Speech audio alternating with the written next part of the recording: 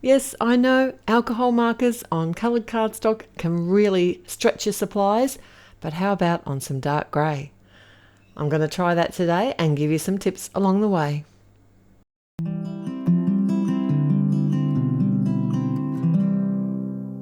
Welcome back to another Take Two with Therese at Altenew, and today we're going to be using the beautiful Botanical illustrations and set K, which is one of the new alcohol marker sets from Altenew.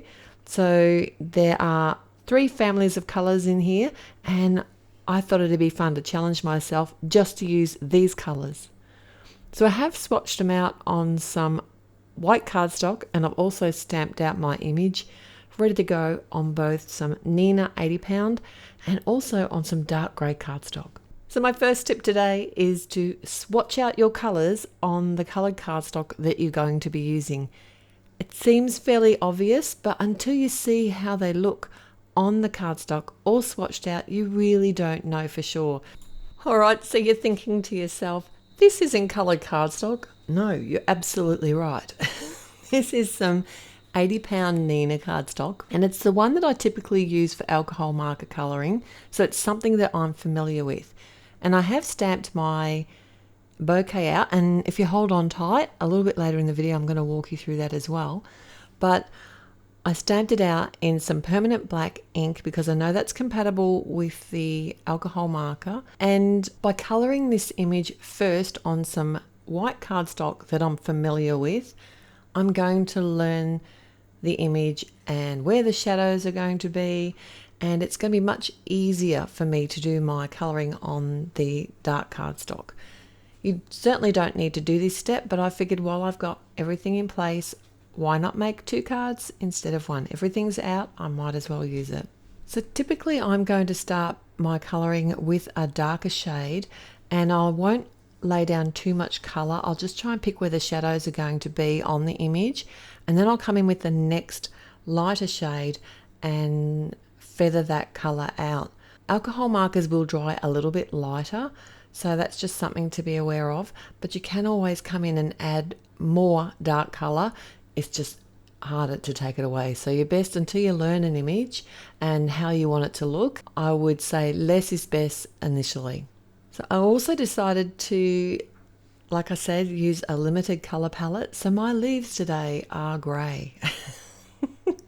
Just something a little bit different, and I think it goes really well. This set of colours, these 3 colours together, I think look amazing. I have done exactly the same technique here where I've added some dark colour and then blended it out with the lighter one, and just sort of looked at a couple of spots where I thought some shading might be, and also where I want to leave some of the highlights. So I'm starting to get a really good feel about how I want to colour this image and how I want it to look. I did come in and add a little bit more depth with the grey markers around on the petals, just on the very edges as well. But I think I'm ready to tackle the dark cardstock. So let's go. Alright, so I am colouring it exactly the same. So I just thought I'd walk you through.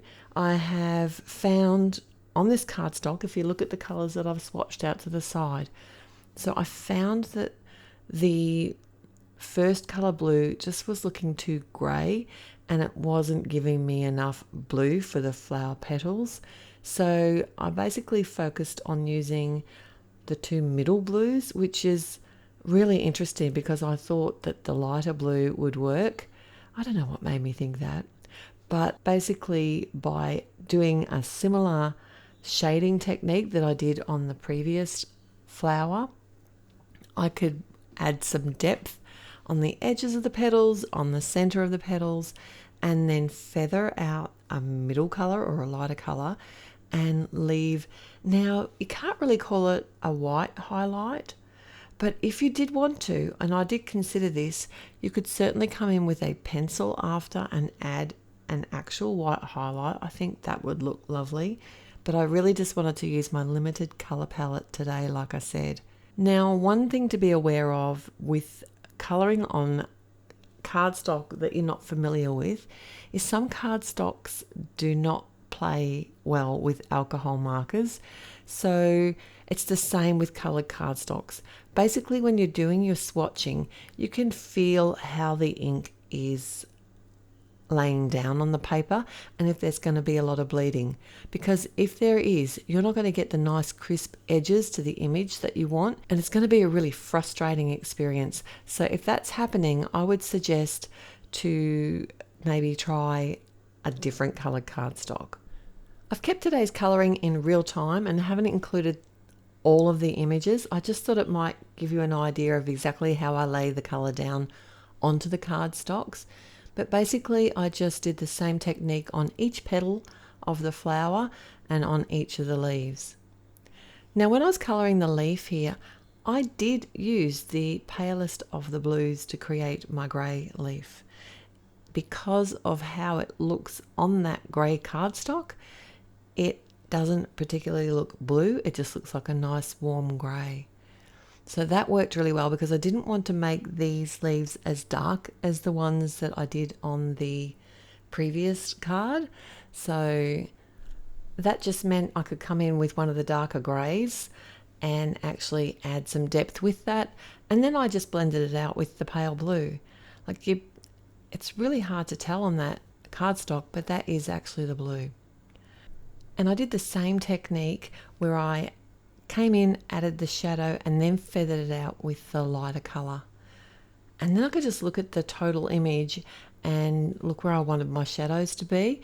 And I actually added all the shadows and shading with the greys as well. So the centre of the flower, I decided to colour in the oranges from the set. You can see them. I do think they are quite muted on the grey, but I noticed that when I did my swatching out, you can actually see them, so that just added a little bit of fun. And again, I did some small shadows around the petals with one of the darker greys just to make them pop a little bit. Obviously, you don't have to use grey cardstock. I have used other coloured cardstocks, and actually I'll link in the description below a card that I had a lot of comments on in a recent release at Altenew, and that's what gave me the idea for this particular video. So if you want to check out another card, and I did that one on some green cardstock with these same markers, and the colours look totally different. Now when I stamp out my images, I do like to restamp them often, but I did actually restamp with some pigment ink the flower first, and then I did mask it, and I left the images in the MISTI, which is how I originally stamped them, and then I added the Obsidian black again and restamped over the mask. I did add a piece of cardstock behind the panel, cut it down and popped it up on the front of an A2 card. It's a side fold, and stamped a sympathy sentiment from the Fragile Foliage stamp set. I thought this would make a beautiful sympathy card just because of those muted colours. Now the next card, I actually decided to add some jet black splatters and a sentiment which is from the Fancy Greetings set. I just kept both cards really simple. I added, this is a panel of the 80-pound Nina. I actually added it to a card base from 110-pound Nina, and it was a side fold A2 card as well. So I do hope you enjoyed today's video and are inspired to try some colouring on some coloured cardstock with your alcohol markers. I look forward to seeing you back here real soon. Bye! Hello crafters, Jen here. For more tips, techniques, tutorials, and to discover which paper crafting products are right for you, subscribe to Altenew's YouTube channel. Make sure to hit the notification bell so you don't miss any videos. Thanks for watching.